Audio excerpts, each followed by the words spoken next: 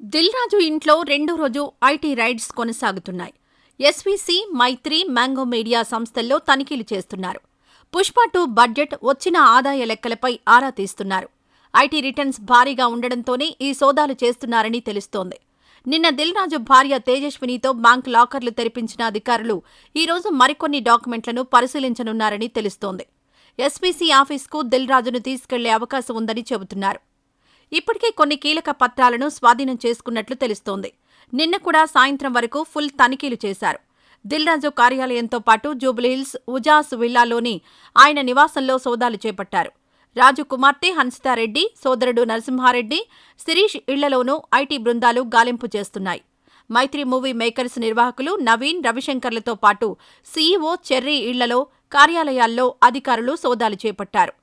సంక్రాంతికి రిలీజ్ అయిన game changer, సంక్రాంతికి వస్తున్న మూవీస్కి దిల్ రాజు నిర్మాతగా వ్యవహరించారు.